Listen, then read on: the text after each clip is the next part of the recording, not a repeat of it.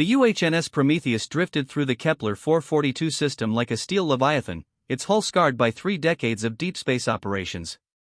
Commander Elena Vasquez stood on the bridge, her fingers drumming against the tactical display as sensor data cascaded across holographic screens. The battleship measured 2 kilometers from bow to stern, bristling with railgun arrays and missile pods that could sterilize a moon. Contact bearing 270, range 8 million kilometers, Lieutenant Chen announced, his voice tight with tension. Configuration unknown. Mass readings are. Commander, it's massive. 30 times our displacement.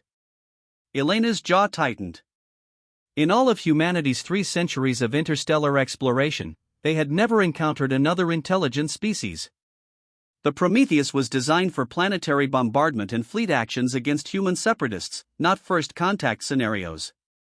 Hail them on all frequencies, she ordered. Standard first contact protocols.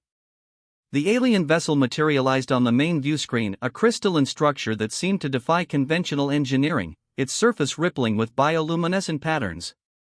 It was beautiful and terrifying in equal measure, dwarfing the Prometheus like an adult beside a child. The response came not through radio waves but directly into their neural interfaces, a sensation like ice water trickling through their minds. The translation algorithms struggled to parse the meaning, finally rendering it as primitive craft. Surrender for cataloging. Resistance equals termination. Elena's blood ran cold, not from fear but from the casual dismissal in those words. She had spent her entire adult life in the United Defense Fleet, fighting pirates and rebels across a dozen star systems. The Prometheus and her crew were nobody's research specimens. Battle stations, she commanded. Spin up the main railguns. Charge capacitors to maximum. The alien vessel moved with impossible grace, closing the distance to 2 million kilometers in seconds. Energy readings spiked across every spectrum as weapons ports opened along its hull, massive apertures that glowed with contained fury. They're targeting us, Chan reported. Energy buildup consistent with directed plasma weapons. Impact in 40 seconds. Elena's mind raced through tactical scenarios. The alien ship possessed overwhelming firepower and superior speed, but it also radiated confidence, the kind of arrogance that came from centuries of unopposed dominance. She recognized it because she had exploited it before in human conflicts.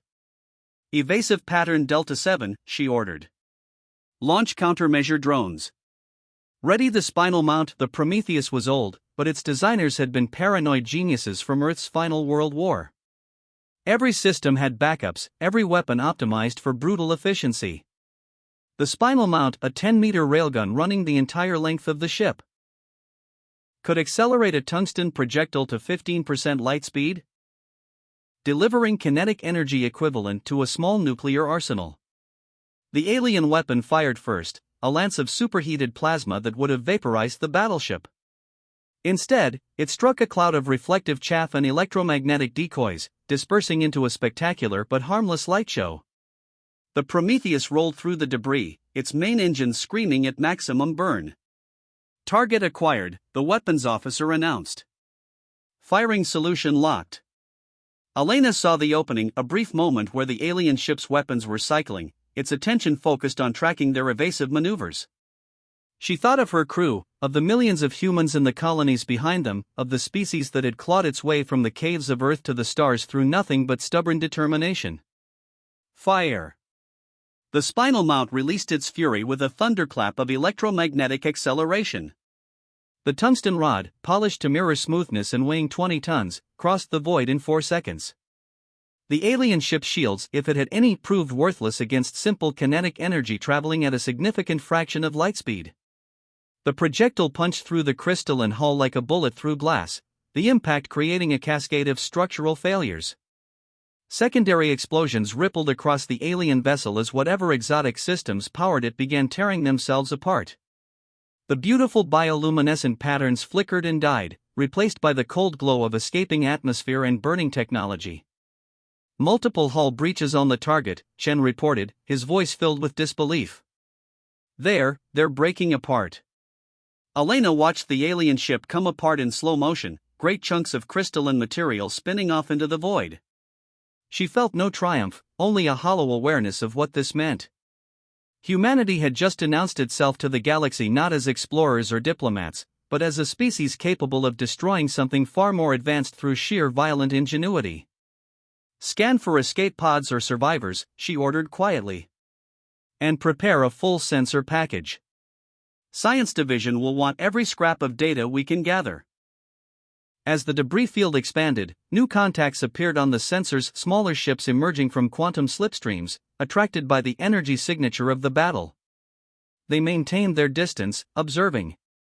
The Prometheus held position, weapons still hot, ready for whatever came next. A new message infiltrated their neural interfaces, this one from multiple sources simultaneously.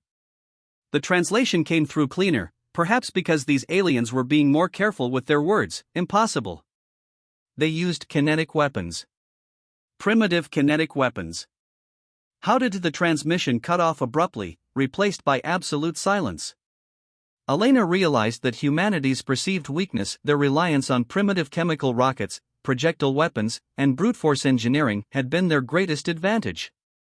While other species had evolved elegant energy weapons and sophisticated shields, humans had perfected the ancient art of throwing rocks very, very fast. She looked at her crew, their faces illuminated by the battle-scarred instruments of their warship. They had survived first contact, but the galaxy would never be the same. The aliens had expected primitives. They had found warriors. "Set course for home," Elena commanded. "And someone wake up the Admiral. She's going to want to hear this." The Prometheus turned away from the debris field, its engines burning bright against the infinite dark, carrying humanity's message to the stars: approach with respect, or don't approach at all.